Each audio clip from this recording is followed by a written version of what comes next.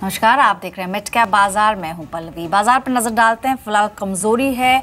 Nifty लगभग 8550 के crucial levels के आसपास कारोबार करते हुए गिरावट अब बढ़ी है।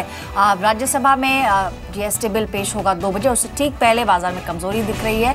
स्पेसिफिकली स्मॉल कैप्स पे भी देखिए लगभग 1% तक की गिरावट यहाँ पे देखने को मिल रही है। मिड कैप इंडेक्स भी 1% नीचे है। लॉजिस्टिक शेयरों पर दबाव बना है। पिछले कई दिनों से हम देख रहे थे एक अच्छी रैली लॉजिस्टिक शेयरों में दिख रही थी, लेकिन आज गति स्नोमैन लॉजिस्टिक्स, पलटेड इंटीग्रेटेड, अलकार्गो, कंटेनर कॉर्प जैसे जो स्टॉक्स है वहां पर गिरावट दर्ज हो रही है।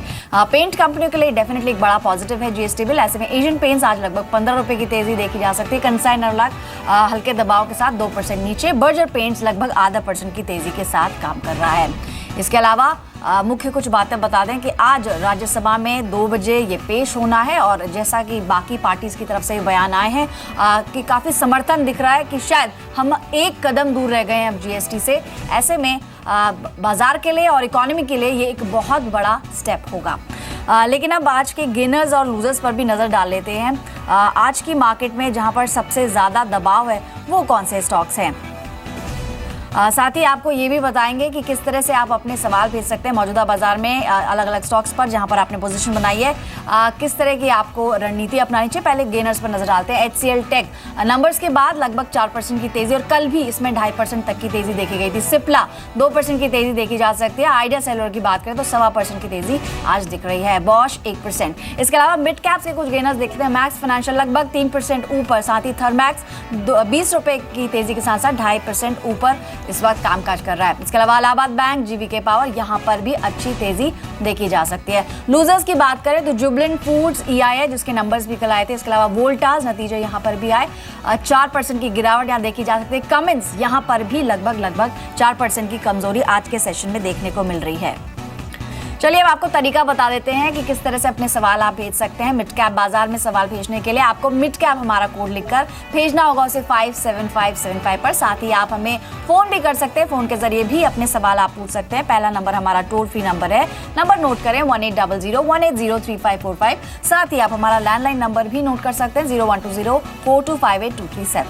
व्हाट्सएप के जरिए भी आप अपने सवाल भेज सकते हैं।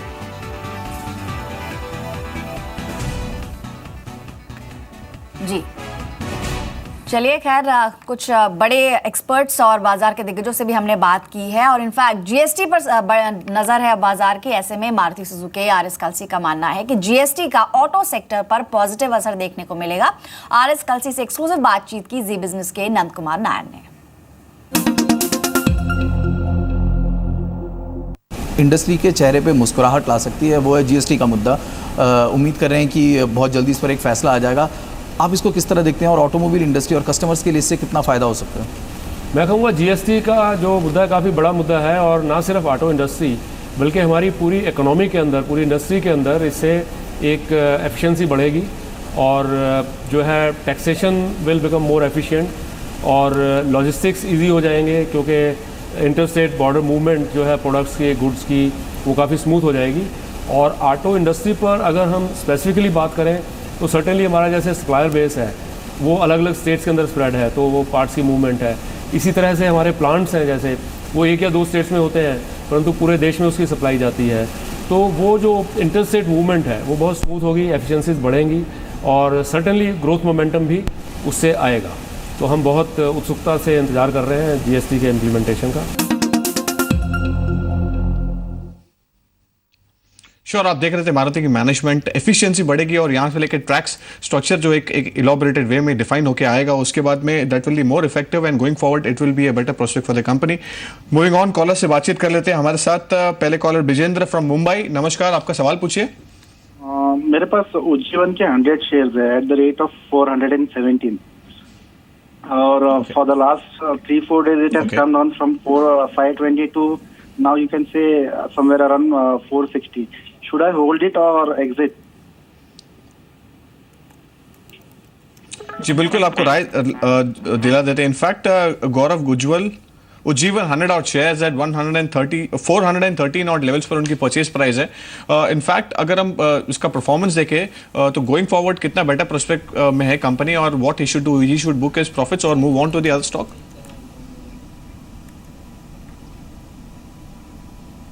देखिए आप वेरी कंफर्टेबली आप इस स्टॉक को होल्ड कर सकते हैं। 550 रुपये का टारगेट हम देना चाहेंगे स्टॉक को, जो एक स्टडी हम लोन ग्रोथ देख रहे हैं 35 to 40% की इस पर्टिकुलर ईयर के अंदर।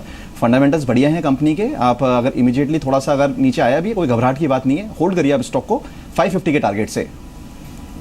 जी, तो फिलहाल इसमें बने रहने की सलाह दी जा रही है, लेकिन 550 टारगेट इस पर्टिकुलर स्टॉक में देखने को मिल सकते हैं। फिलहाल उज्जीवन फाइनेंस लगभग 6% की कमजोरी के साथ 456 के लेवल्स पर ट्रेड कर रहा है। अगले दर्शक से बात करते हैं। फोन लाइन पर हमारे साथ नचिकेता है पुणे से। नमस्कार नचिकेता, बताइए क्या सवाल है। या मैडम, हमारे पास अशोक लेलैंड का 2500 शेयर्स है। इसका बाइंग प्राइस है 91.8। ओके ओके, तो मैं 1 साल तक और 2 साल तक ऐसा होल्ड कर सकता हूँ। तो मुझे ये जानना था कि अभी इसमें क्या करना चाहिए। ठीक है, ऑलराइट। लंबी अवधि के निवेशक हैं तो जो गिरावट देख रहे हैं आप 1-2 दिन से, उस पर ज़्यादा घबराना नहीं चाहिए। हमारे साथ आज के एक्सपर्ट चंदन डापड़िया भी मौजूद हैं। चंदन, जैसा कि उन्होंने बताया अशोक लेलैंड 86 पर ही आ चुका, और इनफैक्ट जब जुलाई सेल्स के नंबर्स आए थे काफ़ी ज़्यादा पिटाई स्टॉक की हुई थी, लेकिन क्योंकि लंबी अवधि के निवेशक हैं और क्लोज टू 92 के लेवल्स पे इन्होंने खरीदा है, आपकी क्या सलाह है। जिस देखिए अशोक लेलैंड ने पिछले कुछ महीनों से एक नेगेटिव प्राइस स्ट्रक्चर देखना स्टार्ट किया है। पिछले 5 महीने से लगातार ये गिर रहा है और किसी भी हर्डल को पार नहीं कर पा रहा। कुछ दिन पहले भी इसने 98-99 तक एटिव मारे, बट वापस फिसल के 86 के आसपास ट्रेड कर रहा है। इस स्टॉक का ट्रेंड काफी पॉजिटिव होता था, बट जिस हिसाब से पिछले 4-5 महीने से मंदी हो रही है और हर उछाल में सेलिंग आई थी, एक शॉर्ट टर्म में वो एक नेगेटिव टू रेंज बाउंड रहेगा। बट फिर भी यदि इनका लंबी अवधि का नजरिया तो मेरे हिसाब से वापस 110-113 तक के लेवल आ सकते हैं। बट शॉर्ट टर्म में जिस हिसाब से काउंटर को प्रेशर मिल रहा है, नीचे में 82 और 77 तक के स्तर भी देखे जा सकते हैं। एक पॉजिटिव ट्रेंड से काउंटर नेगेटिव ट्रेंड में शिफ्ट हो रहा है, बट लॉन्ग टर्म के लिए इनको बने रहने की सलाह रहेगी। श्योर, अगले कॉलर से बातचीत कर लेते हैं। हमारे साथ है रमेश फ्रॉम मुंबई। नमस्कार, आपका सवाल पूछिए। I am holding 1000 shares of Ramesh, आप DCB सुन पा रहे हैं? at 89. Okay, I am a long term investor. Sure, आपको राय। Sure Gaurav, we are quick reaction on DCB bank. जैसे 89 ऑड लेवल्स पर उनकी परचेज प्राइस है, 110 is the current market price. अगर हम 3 महीने का परफॉर्मेंस देखें तो stock has already risen from 90 odd levels. आपको क्या लगता है कि will this outperformance continue और इनकी इन्वेस्टमेंट पे इनको फर्दर रिटर्न्स देखने मिल सकते हैं?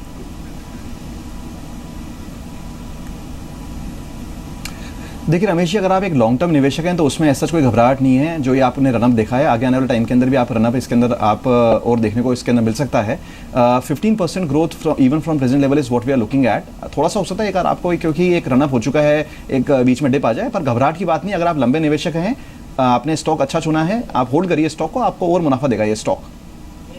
ऑलराइट, तो डीसीबी बैंक में बने रहने की सलाह आपको दी जा रही है। फिलहाल डीआई के आसपास 1% नीचे। विकास धनबाद से जुड़े हैं। नमस्कार विकास, गुड आफ्टरनून, बताइए क्या सवाल है। मैडम, मेरे पास ये आईबी रियल एस्टेट के 1000 शेयर है at 94। ओके, क्या करना चाहिए मैडम मुझे? आपने लंबी अवधि के लिए लिया है, नजरिया क्या है सर आपका? मैडम, महीने 2 महीने रुक सकता हूँ। ओके, चलिए शॉर्ट टर्म ही इसको माना जाएगा। इंडिया बुल्स रियलिटी की बात करें, इनका बाइंग प्राइस है 94। चंदन, क्या सलाह रहेगी आपकी? ये 2 से 3 महीने तक की अवधि के लिए इन्होंने यहाँ इसमें निवेश किया है। जी देखिए, इंडिया बुल रियल एस्टेट पिछले 3 महीने से एक रेंज बाउंड मूव दिखा रहा है। ऊपर में 99-98 तक का लेवल जाता है, नीचे में ये 86-85 तक के स्तर को जाता है, और अभी एक लोअर बैंड की ट्रेडिंग रेंज में ट्रेड हो रहा है। ऊपर के लेवल पे सस्टेन सप्लाई यहाँ पे मिल रही है। तो सलाह ये रहेगी कि आप अपने बाइंग रेट के आसपास निकल जाइए। जिस हिसाब से प्राइस पैटर्न बन रहा है, लग रहा है कोई बड़े स्विंग अब नहीं आ सकते हैं। तो इस काउंटर में आप हट के दूसरे real estate companies like DLF या फिर आप सोबा लिमिटेड, इन सब में शिफ्ट भी हो सकते हैं। श्योर, अगले कॉलर राहुल फ्रॉम गाजियाबाद। नमस्कार राहुल, आपका सवाल पूछिए। सर, मेरे पास यूनियन बैंक है 145 पर 1500 शेयर। इसके अलावा सिंटेक्स इंडस्ट्रीज है 100 रुपीज के रेट पर 2000 शेयर। सर, 1 साल तक मैं होल्ड कर सकता हूँ, क्या करना चाहिए? श्योर, आपको राय दिला देते हैं। इनफैक्ट गौरव, दो स्टॉक्स पर उनका आपकी ओपिनियन चाहिए। Union bank 1500 odd shares at 145 odd levels पर उनकी परचेज प्राइस है, यहाँ पे उनको नुकसान हो रहा है। Union Bank and second stock है Syntex 2000 odd shares 100 odd levels पर उनकी परचेज प्राइस है। आपको क्या लगता है मूविंग ऑन दोनों ही स्टॉक्स का ट्रेंड कैसा रहेगा?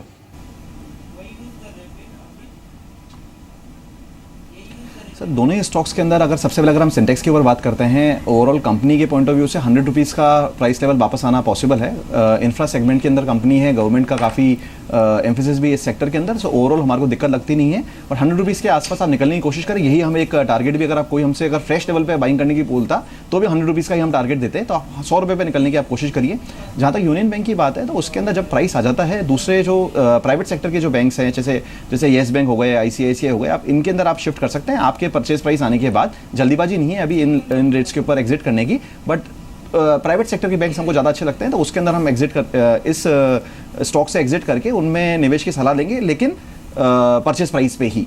जी, तो आपको अन्य विकल्प भी बताए गए हैं इस मौजूदा स्टॉक के अलावा। अगले दर्शक से बात करते हैं। फोन लाइन पर हमारे साथ विजय खड़े जुड़े हैं पुणे से। नमस्कार विजय, बताइए कौन सा स्टॉक चुना है आपने? मैडम मेरा 2 सवाल था ऐसा। हाँ पूछिए सर। जस्ट डायल मैंने परचेस किया था बहुत हाई रेट पे। ओके। उसके बाद आपके इसमें सुनने के बाद मैं एग्जिट हो गया, लेकिन अभी that loss minimum 250 rupees per. आप बाइंग प्राइस बता पाएंगे जस्ट डायल आपने किस लेवल पे खरीदा था? 796 था मैडम। अच्छा ठीक है, और दूसरा सवाल क्या है? आपने परसों के प्रोग्राम में मेरे ख्याल से 555 था, उस टाइम एग्जिट करने का ये था, आप बाकी लोगों से बात करते टाइम। तो मैं एग्जिट होके मैं आपको ये पूछना था कि अभी नेक्स्ट दूसरे किसमें मैं इन्वेस्ट करूं कि जिसमें ये लॉस मेरा कवर हो जाए। ठीक है 495 पे आपने खरीदा था जस्ट डायल, और आपने शायद ज्वारी एग्रो पर भी सवाल पूछा है। हाँ बराबर, ज्वारी एग्रो पे। ठीक है, और उसका खरीद प्राइस आपका है 196 बराबर। ठीक है, ऑलराइट। तो चलिए जस्ट डायल पर, क्योंकि आपने बताया कि अब आप एग्जिट कर चुके हैं, लेकिन आप फिर भी राय जानना चाह रहे हैं कि अब आपके पास और कौन सा विकल्प है। चंदन, आप अगर चार्ट्स देख पाएं, जस्ट डायल इन्होंने बताया बहुत हायर प्राइस पे इन्होंने लिया, हायर साइड पे लिया, 495 के लेवल्स पे, लॉस भी इनको हो रहा है काफ़ी। जस्ट डायल में क्या करें, और साथ ही ज्वारी एग्रोकेमिकल्स यहाँ पर भी 196 के लेवल्स पे इन्होंने खरीदा है, और फिलहाल 170, यानी दोनों ही स्टॉक्स जो इन्होंने चुने वहाँ दोनों तरफ लॉस इनको हो रहा है। क्या करना चाहिए इन्हें? जी हाँ, सबसे पहले जस्ट डायल की बात करें, ये काउंटर कंटिन्यूसली नेगेटिव ट्रेंड है। लगातार यहाँ पे lower top slow bottom formation बन रहा है, और पिछले 4 महीने से यहाँ पे सेलिंग प्रेशर और ज़्यादा बढ़ चुकी है। लगभग 900 के लेवल से काउंटर अब 500 के नीचे फिसल चुका है, और लगातार यहाँ पे सेलिंग प्रेशर देखने को मिल रहा है। शॉर्ट्स के बिल्टअप भी हो रहे हैं, ट्रेडर्स यहाँ पे काफ़ी ज़्यादा फ्रस्ट्रेट होकर पोजिशन को निकाल रहे हैं। तो मेरे हिसाब से ये वीकनेस जारी रह सकती है, नीचे में 460 और 420 तक के लेवल भी आ सकते हैं। तो जस्ट डायल में इनको सलाह रहेगी आप जल्दबाजी ना करें, आपके पास पोजिशन है तो थोड़ी बहुत नुकसान में निकल जाइए। जब तक ये काउंटर ऊपर में 555 होल्ड नहीं करेगा, तब तक इसका ट्रेंड है वो चेंज नहीं होगा। तो यहाँ पे अवॉइड करने की सलाह रहेगी, और पोजीशन है तो वहाँ पे निकल जाने की भी सलाह रहेगी। ज्वारी एग्रो की आप बात करें, इस स्टॉक में देखें एक ओवरऑल तो कंसोलिडेशन फेज देखने को मिल रहा है। हालांकि इतना कोई ज़्यादा कोई रुझान नहीं आ रहा जो एक काउंटर को इमीडिएटली ऊपर की तरफ लेके जाए, बट हाँ ये जिस हिसाब से प्राइस स्ट्रक्चर बन रहे हैं, नीचे में 158 160 का लेवल होल्ड करना चाहिए, और उस लेवल पे आता है तो वहाँ से जरूर एक बार 185 तक के बाउंस बैक आने की गुंजाइश बन सकती है। तो थोड़ा डिक्लाइन आता है तो वहाँ पे जरूर आप पोजीशन को ले सकते हो, और वहाँ पे आपको बाउंस बैक मिलेगा, बट ओवरऑल इतना ज़्यादा कोई आउट परफॉर्मेंस या कंफर्टेबल के चांसेस यहाँ पे नहीं है। श्योर। मिस्टर ऋषभ है अगले कॉलर हमारे साथ फ्रॉम मुंबई। नमस्कार, आपका सवाल पूछिए।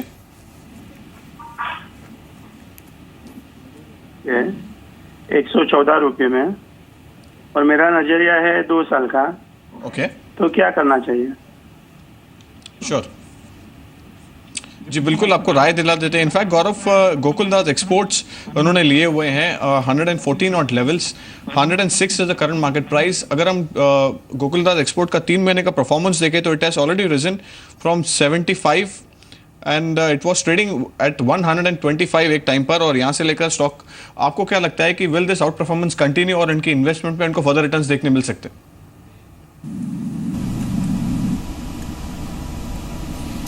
देखिए हमारे हिसाब से, क्योंकि आपका नजरिया एक लॉन्ग टर्म नजरिया है, तो एज सच कोई दिक्कत नहीं है स्टॉक के अंदर। 130 रुपये का टारगेट हम देना चाहेंगे प्रेजेंट ईयर के लिए। उसके बाद आप किस तरह से रिजल्ट्स आते हैं, आपको एक बार रीटेक लेना चाहिए।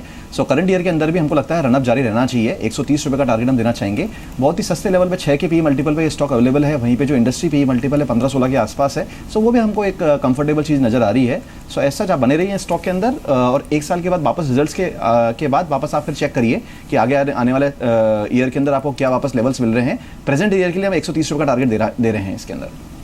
ऑलराइट, तो 130 रुपये का टारगेट आपको दिया गया है इस पर्टिकुलर स्टॉक के अंदर। लेकिन अब अगले दर्शक से बात करते हैं। ऑनलाइन पर हमारे साथ धनंजय जुड़े हैं ठाणे से। गुड आफ्टरनून धनंजय, बताइए क्या सवाल है आपका? हाँ, गुड आफ्टरनून मैडम जी। एक्चुअली मेरे पास रिलायंस के 500 शेयर्स है एट 940 रुपीज ओके एंड मुझे कन्वर्ट करना है कोलगेट में, तो is it a right decision? Okay, तो आप इसमें से एग्जिट long करके term के कोलगेट में निवेश करना चाह रहे हैं क्या? हाँ। ऑलराइट, 940 की इनकी खरीद, फिलहाल मुनाफा हो रहा है इनको। और एक्सपर्ट से जान लेते हैं। चंदन, 994 के आसपास आज ये ट्रेड कर रहा है, क्या इसमें से मुनाफा बुक करके कोलगेट में या इनफैक्ट किसी भी और विकल्प में शिफ्ट करना बेहतर रणनीति होगी? जी हाँ, मेरे हिसाब से रिलायंस में positive to range bound movement ही रहेगा और यहाँ पे हर उछाल के बाद थोड़ी सी बिकवाली आ जाती है। रिसेंटली भी देखिए 1035 से 1040 तक काउंटर गया था, बट वापस 1000 के नीचे फिसल के ये काम काज कर रहा है। तो मेरे हिसाब से यहाँ पे इतनी कोई बड़ी आउटफॉर्मेंस नहीं देखी जा सकती। हालांकि अपमूव जरूर आ सकते हैं जो ऊपर में 1050 1060 तक लेके जाए, बट उससे ज़्यादा रिटर्न यहाँ पे जाने की गुंजाइश नहीं है। यदि आपको दूसरे काउंटर में शिफ्ट होना है तो मेरे हिसाब से आप कैपिटल गुड्स काउंटर में शिफ्ट हो सकते हो, लाइक वोल्टास है, हेवेल्स है। मेरा मानना है कि इन सब काउंटर में बढ़त बनने को मिल सकती है। तो सलाह ये रहेगी कि आप इन काउंटर में शिफ्ट हो जाइए। दूसरा, अपने जिस हिसाब से ये कोलगेट की बात की, हालांकि कोलगेट में नीचे के लेवल से हम सस्टेनेबल बाइंग इंटरेस्ट देख रहे थे, काफ़ी पॉजिटिव व्यू था, बट ऑलरेडी अब काफ़ी बढ़ चुका है। 1001 इसका मल्टीपल हर्डर रहेगा। और देखिए कोलगेट में जिस सबसे पतंजलि के जो भी कंसर्न है उसकी वजह से यहाँ पे अपसाइड लिमिट होती नजर आएगी। बट फिर भी यदि आपका 6 महीने से लेकर 2 साल तक का व्यू है तो जरूर यहाँ पे 1100-1120 तक के लेवल मिल सकते हैं। कोलगेट के अलावा यदि आपको FMCG में यदि आपको एंटर करना है तो मेरी को एक बेहतर काउंटर हो सकता है, जहाँ पे हमारा मानना है कि मौजूदा लेवल से 15-20% तक के रिटर्न आ सकते हैं। तो मेरी को में यदि आपको एंट्री करनी है तो 280 के आसपास ले, 350 तक के टारगेट के लिए आप 6 महीने से साल भर के लिए होल्ड करें। जी, तो कोलगेट अगर आप मन बना रहे हैं निवेश करने का, इसमें एंटर कर सकते हैं। 1100 से ऊपर के लेवल्स इसमें देखने को मिल सकते हैं। फिलहाल आज काउंटर लगभग 3.5% नीचे। इनफैक्ट आज FMCG इंडेक्स ही काफ़ी ज़्यादा दबाव में काम कर रहा है। एक छोटे से ब्रेक के लिए रुक रहे हैं, लेकिन ब्रेक पर जाने से पहले बता दें कि एक बार फिर आ गया है जी बिजनेस मार्केट एक्सीलेंस अवार्ड, यानी इक्विटी और कमोडिटी एनालिस्ट के लिए सबसे बड़ा अवार्ड शो। 2010 से लगातार जी बिजनेस दे रहा है इंडस्ट्री का सबसे प्रतिष्ठित पुरस्कार। इनमें प्रधानमंत्री नरेंद्र मोदी और राष्ट्रपति प्रणब मुखर्जी भी शिरकत कर चुके हैं। इस बार फिर जी बिजनेस निवेशकों को भारी कमाई करवाने वाले ब्रोकरेज हाउसेस को सम्मानित करेगा। इक्विटी के साथ कमोडिटी से जुड़े ब्रोकरेज हाउसेस की उपलब्धि को भी हम सलामी देंगे। जी बिजनेस जूरी कई कड़े पैमाने पर तय करेगी कौन सा ब्रोकरेज हाउस रिटर्न के मामले में खरा उतरा और कौन सा नहीं। यही नहीं, हम इस मौके पर चुनिंदा कॉर्पोरेट हस्तियों का भी सम्मान करेंगे। मुंबई में 6 अगस्त को होंगे जी बिजनेस मार्केट एक्सीलेंस अवार्ड, यानी आज से सिर्फ 3 दिन बाद।